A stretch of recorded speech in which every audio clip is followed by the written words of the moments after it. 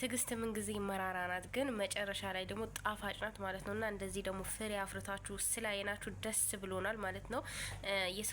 የሰው ዘር ሆኖ የሰው ደስታ የማያስደስተው ሰው ሰይጣን ነው ማለት ነው። እና ብዙ ጊዜ በነሩታ ደስታ የማትደሰቱ የነሱ ደስታ የማያስደስታችሁ ማለት ነው ባናታችሁ ተተከሉ። ብዙ ነገር እያወራችሁ ሰምቻለሁ፣ ግን እኔ አሁን ደስተኛ ስለሆንኩኝ ምንም ነገር ልናገር አልችልም። ምክንያቱም በጣም ደስ ስላለኝ እኔ እነሱ ሰላም መሆናቸውና እነሱ ደስተኛ ሆኖ ማየት ነው የምፈልገውና በጣም ደስ ብሎኛል።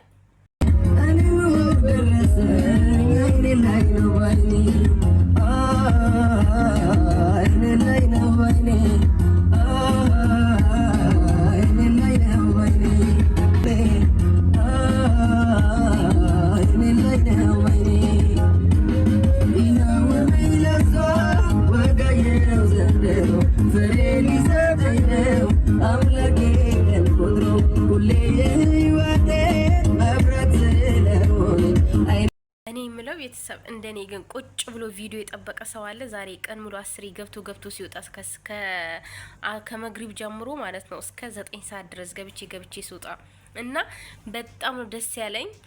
ምን ልበላችሁ፣ እኔ እዛ ቦታ ላይ ያለው ነው የመሰለኝ። አብርሽ እዛ ቦታ ላይ ደስተኛ ሆኖ ምናምን እሷ ደስተኛ ሆና ምናምን ሳያቸው ምን ልበላችሁ፣ በቃ ቃላት ነው ያጠረኝ። በጣም ነው ደስ ያለኝ። ግሬስ ፋሚሊዎች እንኳን ደስ አላችሁ።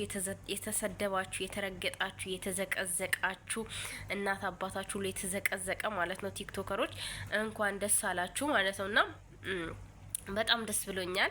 እኔ እንጃ ምን ልበላችሁ፣ ቃል የለኝም። በቃ ማለት እኔ እንጃ ምን ብዬ ልናገር፣ እንዴት ላውራ? የሆነ አለ አይደል የሚሰማችሁ ራሳችሁ ጋር የሆነ ደስታ አለ። ብቻ ለሁለቱ እኔ በጣም ነው የተደሰትኩት፣ ቃል ነው ያነሰኝ ማለት ነውና በጣም ደስ ብሎኛል።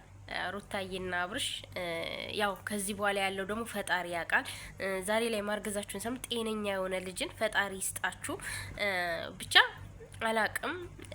ሩታዬ ያሳለፈችውን ሁላችንም እናውቃለን። ተረግጣለች፣ ብዙ ነገር ተብላለች። 14,000 ስድብን አስተናግዳለች በአንድ ቀን ማለት ነውና በአንድ ቪዲዮ እና ማለት ነው። ለዚህ በመብቃቷ በጣም ነው ደስ ያለኝ። ብቻ ቃል የለኝም፣ የምሬ ነው ብላችሁና በጣም ነው የምወዳችሁ እናንተንም።